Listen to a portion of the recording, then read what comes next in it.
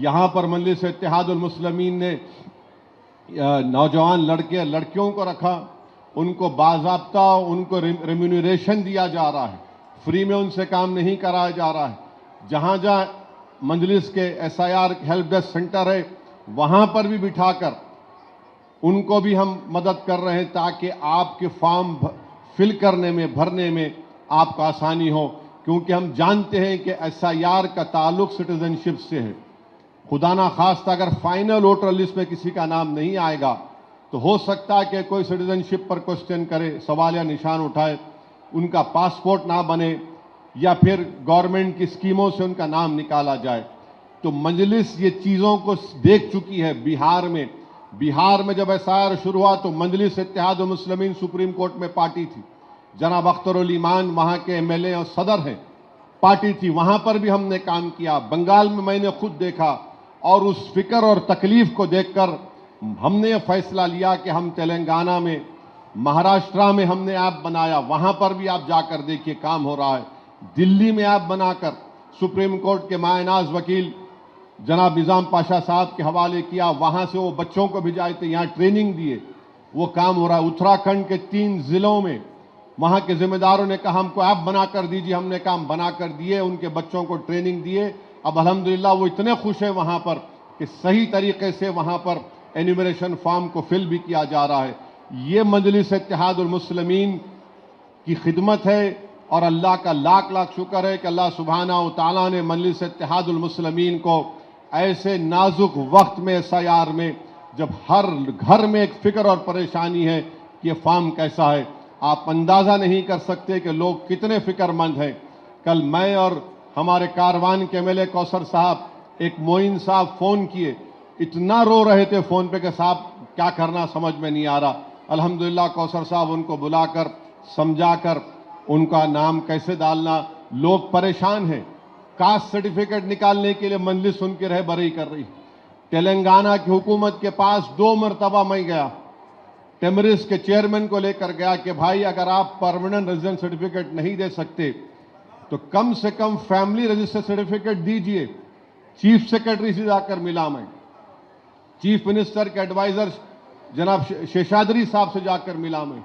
ہم ان سے بول رہے کہ بھائی کئی غریبوں کے پاس کوئی ڈاکیومنٹ نہیں ہے سوائے راشن کارڈ آدھار کے، کیا کریں گے وہ لوگ؟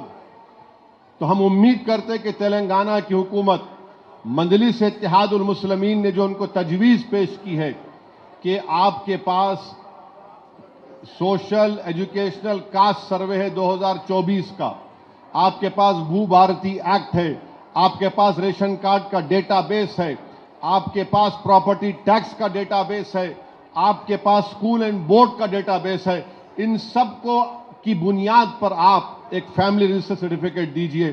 ہم امید کرتے ہیں کہ انشاءاللہ تعالی جلد سے جلد تلنگانہ کی حکومت اس پر ایک مثبت فیصلہ لے گی تاکہ تلنگانہ کے غریبوں کو، چاہے وہ مسلمان ہو، دلت ہو، آدیواسی ہو، کوئی بھی ہو، ڈاکومنٹ نہیں ہونے کی بنیاد پر اگر کسی کا نام ایس آئی آر میں نہیں آئے گا، یہ بہت بڑی ناانصافی ہوگی۔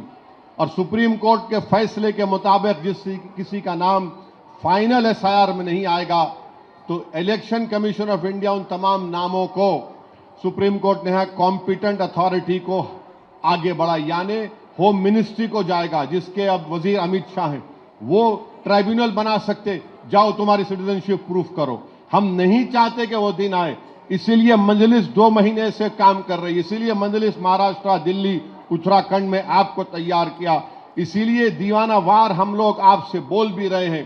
مخالفین کی ہم کو کوئی فکر نہیں ہے، میں بحیثیت ایک ممبر آف پارلیمنٹ کے ایک جماعت کے سپاہی کے میں ہرگز اس بات کو قبول نہیں کر سکتا کہ غریب اس کی غریبی کی بنیاد پر، کاغذ نہیں ہونے کی بنیاد پر وہ اس کا نام نہ آئے، چاہے وہ کسی مذہب سے اس کا تعلق ہو۔ ہم امید کرتے کہ تلنگانہ کی حکومت ایک مثبت فیصلہ لے گی۔ اور عجیب و غریب معاملہ ہمارے ملک میں چل رہا ہے، مسجدوں کو شہید کیا جا رہا ہے، مدرسوں کو بند کیا جا رہا ہے۔ ریڈیکلائزیشن کا مطلب کیا ہے؟ جو نمازی ہے، چہرے پہ داڑھی ہے، سر پہ ٹوپی ہے، جو برقع پہنتے، حجاب پہنتے، نقاب پہنتے، جو سلام علیکم وعلیکم سلام بولتے، جو الحمدللہ بولتے، یرحمک اللہ بولتے، جو مسجدوں میں جا کر اعتکاف کرتے وہ ریڈیکلائز ہو جا رہے ہیں. یہ حکومتیں کہہ رہی ہیں. ارے دین پہ چلنا ریڈیکلائزیشن کہاں ہے؟ ریڈیکلائز وہ لوگ ہیں جو نقاب دیکھ کر بچوں کو مارتے ہیں. ریڈیکلائز وہ لوگ ہیں جو ٹرین میں داڑھی دیکھ کر ان کو پیٹتے ہیں مارتے ہیں. ریڈیکلائز وہ لوگ ہیں جو ماب لنچنگ کرتے ہیں. یہ لوگ ریڈیکلائزیشن کے بارے میں کچھ نہیں کہا جاتا. ایک مخصوص فرقے کو نشانہ بنانے کے لیے تاکہ وہ اپنے دین پر نہ چل سکے. یاد رکھو تمہاری یہ حرکتیں، تمہاری یہ تمام پالیسیاں کچھ کام نہیں کریں گی. مسلمان ریڈیکلائز نہیں ہوتا ہے. ہاں جو لوگ ہوتے ہیں ان کا تعلق دین سے نہیں ہوتا ہے. ہم کہہ رہے ہیں کہ جمہوریت کے دائرے میں رہ کر اپنے حقوق کی لڑائی لڑیں گے. مسجدیں توڑنا ریڈیکلائزیشن نہیں ہے. مسجدوں کو دوسری عبادت گاہ میں تبدیل کرنا ریڈیکلائزیشن نہیں ہے. اور ایک امن کے راستے میں، انصاف کے راستے میں اگر کوئی یہ کہے گا کہ نہیں لا اینڈ آرڈر خراب ہو جائے گا، لا اینڈ آرڈر اگر خراب ہوگا تو انصاف نہیں ملے گا کیا؟ انصاف نہیں ملے گا کیا؟ بتاؤ پھر ہم کو. ایک عجیب و غریب بات ہے. اور آخر میں آپ سے اپیل کر رہا ہوں، پورے تلنگانہ میں یہ بات سامنے آ رہی کہ بارش نہیں ہو رہی. ایکسپرٹس یعنی جو ویدر ایکسپرٹس ہیں ان کا ماننا ہے کہ ایل نینو ایفیکٹ ہو رہا ہے. تو اس سلسلے میں مجلس اتحاد المسلمین کی جانب سے کوشش کی جا رہی ہے کہ 26 جولائی کے دن، اتوار کا دن ہے، صبح 9 بجے، صبح 9:30 بجے عیدگاہ ہلالی میں بارش کے لیے ایک نماز استسقاء ہوتی ہے. مانے تمام لوگ جمع ہوتے، اس عید کی نماز میں ہم جمع ہوتے، سب لوگ جمع ہوتے ہیں اور امام صاحب کا خطبہ ہوتا ہے، پھر اس کی نماز ہوتی 2 رکعت. اس کا ایک طریقہ کار ہے، کتنے تکبیرات پہلی رکعت میں، دوسری رکعت میں. پھر اس کے بعد امام صاحب جو ہے اپنے کپڑوں کو پلٹا کر پہنتے ہیں، مانے جو جبہ ہے پلٹا کر پہنتے اور ہاتھ نیچے رکھ کر دعا کرتے ہیں اللہ سے کہ اللہ تو بارش کو نازل فرما دے، کیونکہ بارش ضروری ہے. اور بارش کی کمی سے خدا نخواستہ اگر بارش کم ہوئی تو اس سے کسانوں کو نقصان ہوگا، لوگوں کو پینے کے پانی کی تکلیف ہوگی. بہرحال آپ جانتے ہیں کہ پوری کائنات اگر پانی نہیں ہے تو زندہ ہی نہیں رہ سکتے ہم لوگ. تو اس سلسلے میں 26 جولائی کو ماساب ٹینک میں عیدگاہ ہلالی میں صبح 9:30 بجے نماز استسقاء کا اہتمام کیا جا رہا ہے. علماء کرام، مشائخین عظام رہیں گے. میری آپ تمام سے اپیل ہے کہ آپ اس میں شرکت کریے. اور میں مجلس اتحاد المسلمین کے اضلاع کے ذمہ داروں سے بھی اپیل کر رہا ہوں کہ وہ اپنے اپنے مقامات پر علماء کرام سے مشورہ کر کے آپ وہاں پر بھی نماز استسقاء کا اہتمام کریے. ہم اللہ سے گر گڑا کر بھیک مانگ کر دعا کریں گے کہ پروردگار بارش کو نازل کرنے والے آپ ہیں، بادلوں کو بنانے والے آپ ہیں، زمین کو سیراب کرنے والے آپ ہیں. اللہ سے ہم دعا کرتے رہے اور کرتے رہنا چاہیے کہ اللہ سبحانہ و تعالیٰ نفع بخش بارش ہم کو عطا کرے. برسوں پہلے مجھے یاد ہے کہ جب شاید یہ 2008 کی بات ہے، راجشیکھر ریڈی صاحب کی حکومت تھی.